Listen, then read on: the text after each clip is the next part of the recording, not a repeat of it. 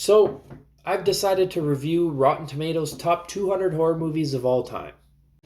Now, how Rotten Tomatoes compiles this list is they do the critical scores plus the audience scores and they kind of combine them together.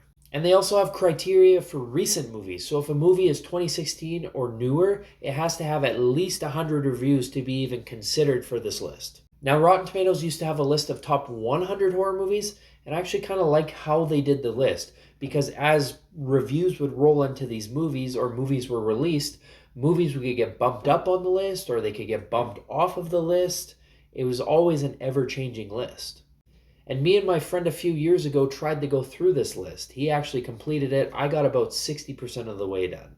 But looking back, unfortunately, a lot of those movies were kind of iffy, if you will. So I decided to start it again, and the only list that I can find is now a top 200 movie list. So I guess we're going to be here for a while. Now, I'm not going to give movies scores out of 10 or out of 5. I don't really believe or like number systems for ranking movies. Instead, I would rather just say I either love it, I like it, it's mediocre, I dislike it, or I hate it. I'll also just kind of talk about these movies. So I'm going to just list the pros and the qualms that I have with this movie. I'm not going to give a giant synopsis on the story or really talk about it unless it really pertains to how I feel about the movie. So for this review, you should probably watch the movie first. And by the way, yes, there are spoilers ahead. Getting all that out of the way, number 200 on the Rotten Tomatoes top 200 horror movie list, released in 2019, is Scary Stories to Tell in the Dark. Now, Scary Stories to Tell in the Dark has currently a 77% critical consensus on Rotten Tomatoes. It has a 72% audience score, as well as a 6.2 out of 10 on IMDb. And the synopsis for the movie goes as, the shadow of the Bellows family has loomed large in the small town of Mill Valley for generations. It's in a mansion that young Sarah Bellows turns her tortured life and horrible secrets into a series of scary stories. These terrifying tales soon have a way of becoming all too real for a group of unsuspecting teens who stumble upon Sarah's spooky home.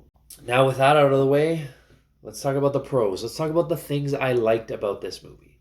So there's a scene where everybody's inside the Bellows mansion and Chuck goes and hides in a wardrobe. He closes the doors, and when he opens them again, it's like he's kind of taken back in time, sort of like Last Night in Soho. Now, he looks out, and the room is no longer like old and decrepit. It's well dressed, it's well lit, and there's a Doberman and a woman sitting on the end of a bed. I don't know why, but I found that kind of unsettling, and I kind of like that. However, don't get used to it, because they only use it one other time in the movie at the very end, so this is just a tiny piece of foreshadowing that I wish that they did more. So this is almost like, while it's in my pro list, it's also going to be in my qualm list. Mr. Newspaper Editor, we don't have any known photos of Sarah Bellows. What do we do? Is that the girl that hung herself? Yes, that's correct. F it, just put a picture of a noose. I think it's hilarious, so I guess it goes in my pros list. You know, I don't know if this is necessarily a pro, but give me that Wendigo story. That sounds more interesting than anything that we've gotten so far and anything that we're going to get in this whole movie. Finally, yes, someone who has a gun and has a brain. Even though I know the jangly man is just some invincible monster, at least the cop just tries to shoot it. He sees this head roll out and he's like, screw that, blam, blam, blam. Good. At least he wasn't stupid and just like walked up to it without shooting and just be like, boop, boop, boop. And then the thing just kills him. The outro cover by Lana Del Rey is really good. The cover of Season of the Witch. Yeah, that's about it. And now on to the qualms. So first off, this is kind of an anthology horror movie. I mean, it's not really, but it sort of is with all the short stories, and I'm just not into that. That's just me, though. That's my opinion. So the text at the beginning says 1968. All right, thank you. I know we're in the 60s. You don't need to drive it home with talking about the Vietnam War and killing commies and the Richard Nixon election and having the war on. Okay, I get it. We're in the 60s. You told me at the beginning. I got it. You don't have to keep driving it into my eyes and driving it into my brain. Hey, Gary. Eat shit, Harold. Boy, I can't wait for Harold to come back to life, just like that statue in Creepshow 2. I mean, these antennae aren't even realistic. And if anything, a Spider-Man should have 8 arms, not 4. Hey, at least I'm not a clown. For the last time, I'm a Pierrot, 18th century character from a Commedia dell'arte. Do you even know what's in those? It's the same toxic chemicals that's giving our troops Hodgkin's lymphoma and curdling the breast milk of the South Vietnamese. Wonderful. This Augie guy has said 2 sentences and I hate him already. Is it a trope yet that every small town is made by one wealthy family that has a big booming business? Like the Bellows own a paper mill and they started this town, basically. Has that become a trope yet? Tommy hated that scarecrow all his life. No shit! You're telling me that this scarecrow has been around for Tommy's whole life? That his parents made this scarecrow and put it up in the field and was like, yep, this is a good idea. Like, come on, of course he's hated the scarecrow for his whole life. Look, it's not even a scarecrow, it's a scare person. Boy, I can't wait for Harold to come back to life. So I got a question about this. Obviously, Harold is moving around and Tommy keeps passing him, and maybe Tommy is mistaken about it because he's drunk or something, but is there multiple posts for Harold just to hang himself on around this field? Like, do people move scarecrows around in cornfields? Like, please tell me, is this a thing that I'm not understanding? Or is Harold undoing his post out of the ground and when he moves, he sticks himself back into the ground? Also, how far away is this house from the barn? Like, I know it's a barn and it can be far away, but there's chickens in the barn, correct? Don't you want this a little closer to your house so you can hear if there's any foxes about or any commotion in the chicken coop? I feel like you wouldn't have your chickens like a quarter mile away through a cornfield.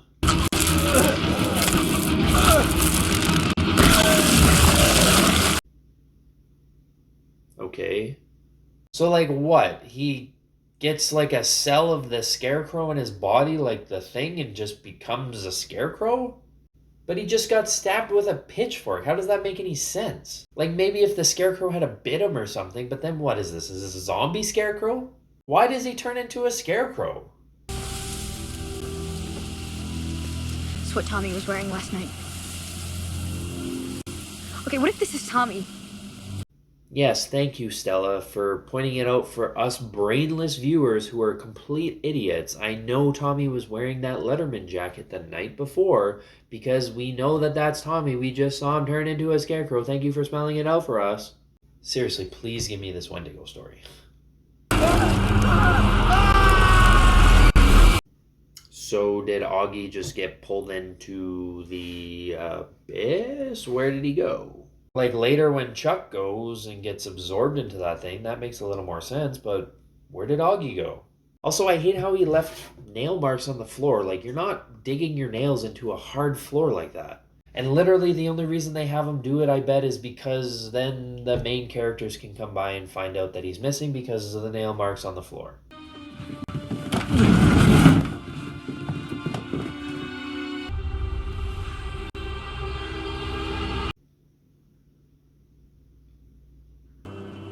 You don't read the book. The book reads you. What? No, the book reads you? What is this dialogue? Maybe if she had said the book writes you, would make a little more sense. But the book reads you? What do you mean? It's a story being written by a ghost. There's nothing to do with reading. You don't even need to read the story to have the story kill you. But I did find an ad for brain salt. Cures headaches and constipation. Not sure I didn't take off. Augie would have loved that. Why? Why would he have loved that? Literally all of your dialogue together was you guys kind of bickering with each other. We never once saw Augie laugh at any of your jokes. Stop trying to forcibly make me miss Augie, because I don't. Why doesn't Ruth die here? Is it because everybody barged in and interrupted Sarah and she got a little gun shy and didn't want to finish the story? Or like, I mean, you could still finish the story. She had spiders coming out of her face, for God's sakes.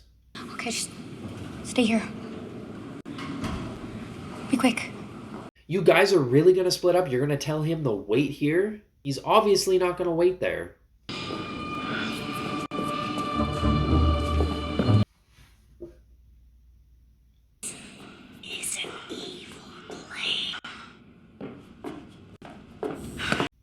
how big is this place? He's been running for the past like 5 minutes. How big is this hospital? Seriously, and there's nobody around?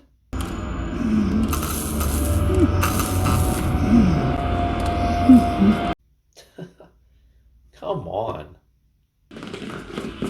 Where is he? He should be right here. Why? How do you know he was right here? Have you seen how big this place is? He was just running around for the past 5 minutes. How could you possibly know, other than convenience for the plot, how could you possibly know that he was right here? Ruth Steinberg. That's who you're talking about? You didn't save anyone. She's stuck in the nut house for the rest of her life. Why? Why is Ruth in the nut house for the rest of her life? What did she do? You're telling me in the past, 12 hours since this happened that she had a psychological examination? That the doctor's just like, nope, you're crazy. Go live in the nut house for the rest of your life. Like what? Well, thank God he threw the cop against the jail cell. I bet Stella won't grab the keys off of him and let herself out of the jail cell.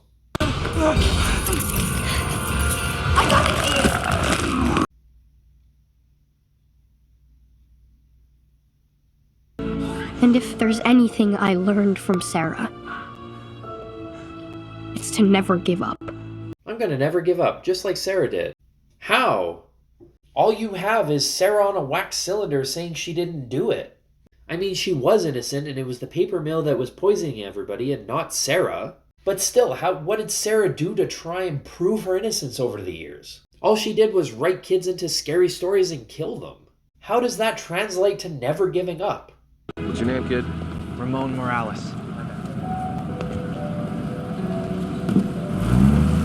Remember, kids, Yvonne Niage joined the military. Chuck and Augie are still gone. But I know there is a way to bring them back and that the secret is in the book. We're gonna save Tommy, right? So honestly, overall, this movie isn't groundbreaking in any way. It's not gonna change the genre of horror forever. In fact, in my opinion, this movie's probably about 15 minutes too long for what it is. This is a really simple movie, really basic. Turn your brain off, put it on in the background while you do other things. And that's why I think it's 15 minutes too long, because movies like that should probably be around an hour and a half, not an hour 50. And I really wish this movie had practical effects. I know that seems to be like kind of a problem with modern horror in general, but I do feel practical effects could have made this movie a little more effective. When every monster in the movie looks pretty bad because they're poorly animated, it really takes one out of the movie experience. That being said, I know I had a lot of qualms. I'm just pointing things out, but I didn't dislike the movie per se. But I certainly didn't like it either. Therefore, I think this is going to be a trend on this list, but I'm putting Scary Stories to Tell in the Dark in my mediocre category. Now, do you disagree? Do you agree? Do you have any other points? Did I miss anything? Please let me know down below. After all, this is just my opinion. So, thanks for watching.